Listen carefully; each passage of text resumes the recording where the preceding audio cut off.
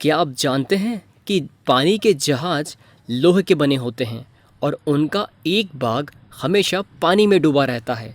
जहाज के ऊपर के भाग पर भी जल की बूंदें गिरती रहती है। अतः जहाज़ों पर पेंट करने के बाद भी जंग लगने से काफ़ी क्षति होती है। यही नहीं, समुद्र के पानी में अनेक लवण भी पाए जाते हैं जो कि जंग लगने के डर को बढ़ा देते हैं। इसी कारण जहाज के लोहे के भाग को प्रतिवर्ष बदलना आवश्यक हो जाता है। क्या अब आप जंग की वजह से विश्व भर में होने वाली कुल आर्थिक हानि की कल्पना कर सकते हैं? वस्तुओं के संचारण को रोकने के लिए और क्षतिग्रस्त वस्तुओं को बदलने के लिए हर साल बहुत सारा पैसा खर्च करना पड़ता है। अब हम चर्चा करेंगे कि कैसे जंग को रोका जा सकता है। संचारण से सुरक्षा, प्रिवेंशन ऑफ कोरोजन। जंग से लोहे की वस्तुएं कमजोर हो जाती है, जैसे रेलिंग, कार की बॉडी, पुल, जहाज इत्यादि। जंग लगने से लोहे की वस्तुओं के बर्बाद होने से देश की अर्थव्यवस्था को बड़ा नुकसान होता है। इसीलिए इसे रोका जाना चाहिए। क्या इसे रोकने के लिए आपके पास कोई तरीका है? आइए देखते हैं। पहला, जंग को रोकने का सबसे सामान्य तरीका है एक पेंट के साथ इसकी सतह को पेंट करना। दूसरा तरीका, तेल या ग्रीस लगाकर इसे रोका जा सकता है। वास्तव में जंग को रोकने के लिए इन तरीकों का नियमित रूप से प्रयोग किया जाना चाहिए। तीसरा, इसे यश दलेपन द्वारा सुरक्षित किया जा सकता है। यश दलेपन क्या है?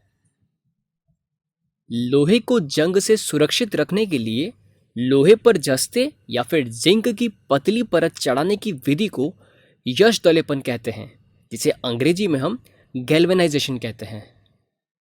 लोहे की वस्तुओं की सतह पर जस्ता धातु की एक पतली परत उन्हें जंग लगने से बचाती है।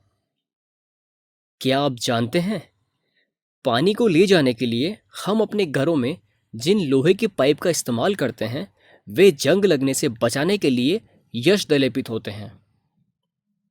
चौथा अपन देखते हैं, यह एनोडीकरण द्वारा भी रोका जा सकता है। एनोडीकरण क्या है? एनोडीकरण, जिसे अंग्रेजी में हम एनोडाइजिंग भी कहते हैं, एक सामान्य धातु जो जंग के लिए अत्यधिक प्रतिरोधी है वह एल्यूमिनियम है। एनोडीकरण एल्यूमिनियम की एक मोटी ऑक्साइड परत बनने की एक प्रक्रिया है, तो इसे अपनी कॉपी में लिख लीजिए। हवा के संपर्क में आने पर एल्यूमिनियम एक पतली ऑक्साइड परत विकसित करता है। यह एल्यूमिनियम ऑक्साइड परत इसे जंग के लिए प्रतिरोधी बनाता है। मिश्र धातु बनाकर लोहे को जंग से बचाया जा सकता है। जब लोहे के साथ निकल एवं क्रोमियम को मिलाया जाता है तो स्टेनलेस इस्पात प्राप्त होता है। स्टेनलेस इस्पात में बिल्कुल जंग नहीं लगता है। मिश्र धातु क्या है, यानी कि एलॉयज क्या होते हैं? आइए इसे परिभाषित करें। आप अपने आसपास धातुओं को रोज देखते होंगे, लेकिन आप महसूस नहीं कर सकते हैं कि हम अपने आसपास जिन धातुओं को देखते हैं उनमें से 90% वास्तव में मिश्र धातु है। मिश्र धातु तत्वों का मिश्रण होता है, लेकिन मिश्र धातु ही क्यों? क्योंकि उनके बहुत से फायदे होते हैं। धातु के विभिन्न गुणों जैसे आघातवर्ध्यता, तन्यता, कठोरता, संचारण आदि में अन्य धातुओं के मिश्रण से सुधार किया जा सकता है।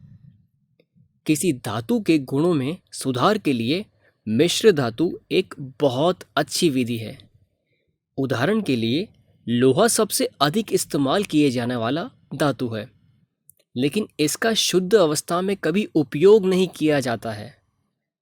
ऐसा इसलिए है क्योंकि शुद्ध लोहा बहुत नरम होता है और गर्म होने पर आसानी से फैल जाता है।